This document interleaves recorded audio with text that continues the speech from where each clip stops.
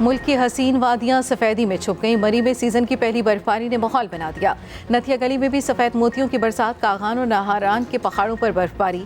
आज़ाद कश्मीर की वादियां भी बारिश के बाद निखर गईं। चित्राल की वादियों के नज़ारे भी देखने वाले सवात के पहाड़ों ने भी सफ़ेद चादर ओढ़ ली। इस्लामाबाद, रावलपिंडी, गिलियात में यालाबारी से मौसम ठंडा ठार। लाहौर और मज़ाफ़ात के मुख्तलिफ इलाकों में भी बादल बरस पड़े।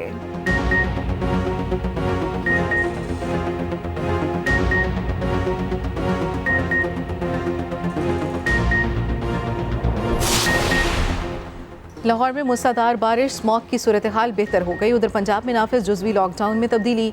लाहौर समेत स्मॉग से मुतासरा अजला में आज कारोबार खोलने की इजाज़त। हफ्ते और इतवार को मुकम्मल लॉकडाउन होगा। लाहौर में ट्रैफिक को महदूद तरीन किया जाएगा। कमिश्नर लाहौर की ताजों से आज रज़ाकाराना तौर पर कारोबार बंद रखने की अपील।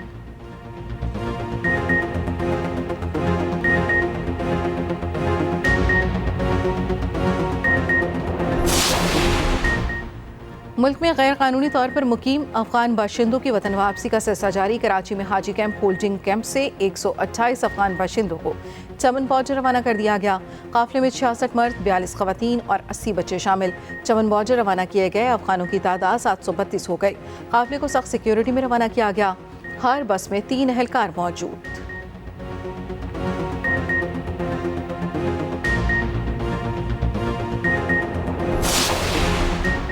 एक माह की सफाकियत के बाद इसराइल जंगबंदी में मुख्तसर वक्फे पर आमादा।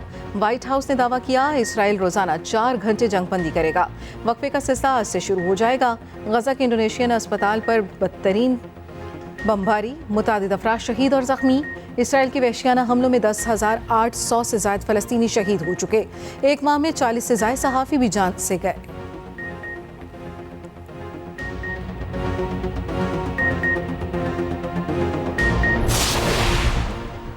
जंग रोकने के लिए कितने फलस्तीनियों को जान देना पड़ेगी? क्या 30 दिनों में 10,000 शहादतें काफ़ी नहीं? फलस्तीनी वज़ीर आज़म ने दुनिया के सामने सवालात रख दिए। पूछा, किसी मुल्क को दूसरे मुल्क की ज़मीन पर कब्जे का कोई हक़ नहीं। हम पर कब्जा हो चुका है। हम वो लोग हैं जिन्हें असल में दिफा की ज़रूरत है।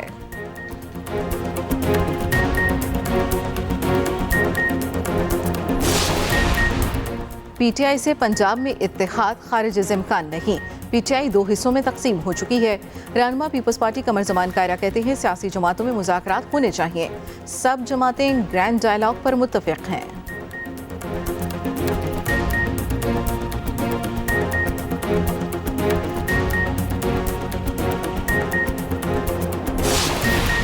मुस्लिम लीग नून के सिंध में सियासी राब्ते तेज। लीगी वक्त 11 नवंबर को मुतहदा के मरकज़ बहादराबाद जाएगा।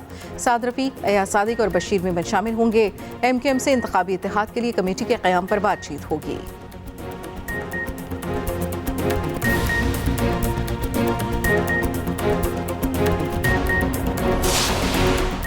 और पाकिस्तान का सेमीफाइनल में पहुंचना दीवाने का ख्वाब बन गया। न्यूजीलैंड की जीत ने मुश्किलात का केचू खड़ा कर दिया।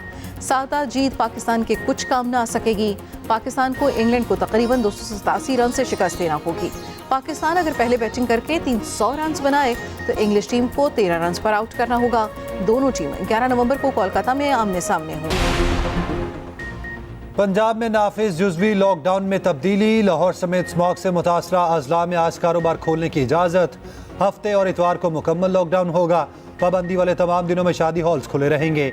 Medical store, petrol pumps, bakeries, grocery stores, सब्जी और गोश्त की दुकानें खुली रहेंगी। सड़कों पर ट्रांसपोर्ट भी चलेगी। मैन्युफैक्चरिंग के लिए तमाम सन्नतें खुली रहेंगी। फैक्ट्री आउटलेट्स और सेल पॉइंट्स मुकम्मल बंद होंगे। रेस्टोरेंट से सिर्फ होम डिलीवरी की इजाज़त होगी। लाहौर में ट्रैफिक को महदूद तरीन किया जाएगा। तमाम टेक अवेज मुकम्मल बंद होंगे। तफरीही मकामात, सिनेमा घर, थिएटर और जिम चारों दिन बंद। 10 से 12 नवंबर तक तमाम बैंक्स बंद रहेंगे। सरकारी और निजी दफातर, तालीमी इदारे और पार्क्स भी बंद रहेंगी। कमिश्नर लाहौर की जुम्मे को ताजरों से रज़ाकाराना कारोबार बंद करने की अपील।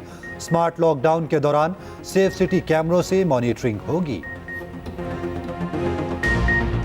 बागों का शहर धुएं में गुम हो गया। लाहौर दुनिया का आलूदा तरीन शहर बन गया। फ़िज़ाई आलूदगी में शहर का दूसरा नंबर।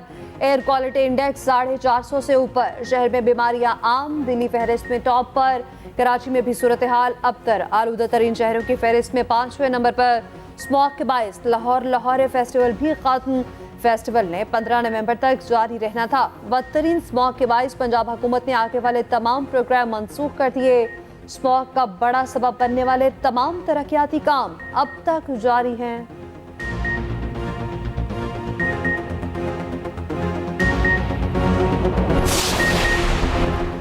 कोंगू वायरस से मुतासरा एक और मरीज चल बसा। कोयटा का शहरी कराची में जेर इलाज था।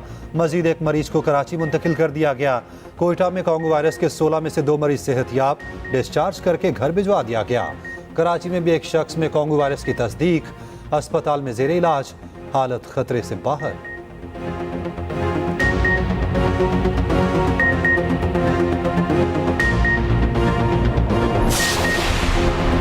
जहांगीर तरीन का हकीकी नया पाकिस्तान बनाने का ऐलान। टेक्सला में अवामी इज्तिमा से खिताब में कहा, पुरानी बातें भूलकर आगे जाना चाहते हैं। सियासी जमातें एक दूसरे से ना लड़ें, कोशिश करेंगे हक के लिए आगे बढ़ें, पहले अवाम का सोचेंगे।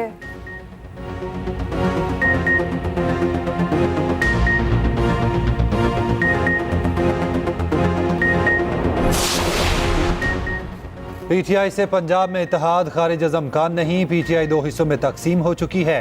रहनुमा पीपल्स पार्टी कमर ज़मान कायरा कहते हैं सियासी जमातों में मुज़ाकरात होने चाहिए। इस्तेहकाम पाकिस्तान पार्टी से मुज़ाकरात का मामला इल्म में नहीं। सब जमातें ग्रैंड डायलॉग पर मुत्तफिक हैं। एक्सप्रेस न्यूज़ के प्रोग्राम सेंटर स्टेज में गुफ्तगू करते हुए कहा, सिंध में फिर से हुकूमत बनाएंगे। ये सब मिलकर भी पीपल्स पार्टी का मुकाबला नहीं कर सकेंगे।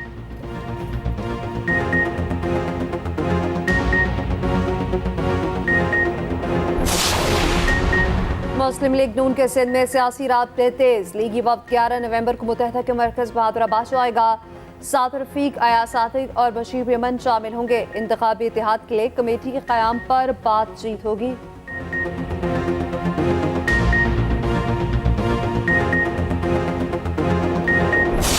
आज आप कहें एक मखसूस जमात के लोगों के मुतल्लिक कि उसको छोड़ दिया जाए, उसको बांध लिया जाए, आप ये क्यों नहीं कहते? आज भी मैं आईनी अदारों से रिक्वेस्ट करता हूं कि लेवल प्लेइंग फील्ड ये है कि आप नवाज शरीफ के पेंडिंग केस जो हैं उनकी एक डेट फिक्स की जाए ताकि इंतखाबात से पहले जो इंसाफ के तकाजे हैं वो पूरे हों। आरिफ अलवी 9 में वाकयात की मजम्मत क्यों नहीं करते? आज भी आप इकरार करते हैं चेयरमैन पीटीआई के वर्कर हैं। अगर कोई 9 मई के पौधे की परवरिश करना चाहता है तो ये गलत है। रहनुमा नून लीग जावेद लतीफ ने सदर को निशाने पर ले लिया, मुतालबा किया आम इंतखाबात से पहले नवाज शरीफ और चेयरमैन पीटीआई को इंसाफ दिया जाए, पता चले कौन मुल्क का खैर खां है। कोई मुजरिम है तो सजा मिलनी चाहिए। ये भी कहा वजीर आजम जाला होगा या मतवाला, ये किसी की ख्वाहिश तो हो सकती है, असल पता इंतखाबी नताइज के बाद मालूम होगा। राणा सनाउल्ला बोले, नवाज शरीफ आइंदा इंतखाबात में हिस्सा लेंगे। नवाज शरीफ जल्द चौधरी शुजात समेत सियासी कायदीन से मिलेंगे। आसिफ जरदारी का हक है लाहौर के वजीर आजम का रास्ता रोकें। -9 मई करके पीटीआई अरकान से बातचीत के लिए तैयार हैं।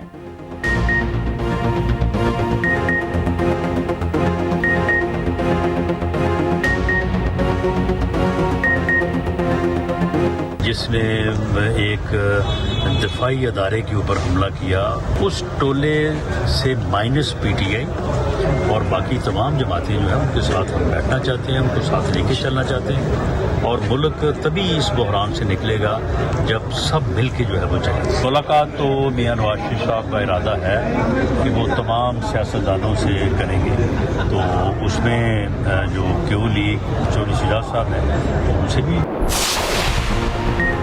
निगरान वज़ीर आला सिंध और सूबाई वज़ीर सेहत आमने सामने। तर्जुमान वज़ीर आला सिंध का कहना है मकबूल बाकिर के दौरों से साबित हुआ वज़ीर सेहत डॉक्टर साद खालिद नियाज अस्पतालों को बेहतर करने में बुरी तरह नाकाम रहे। वो साथ ही डॉक्टर्स के साथ दुश्मनियां निभाने में मसरूफ रहे। इजलासों को इसलिए मुलतवी करवाया कि उनकी नाकिस कारकर्दगी का जायजा न लिया जा सके। निगरान वज़ीर सेहत की जुबान कोई मुहसिब या पेशेवर डॉक्टर इस्तेमाल करने का सोच भी नहीं सकता।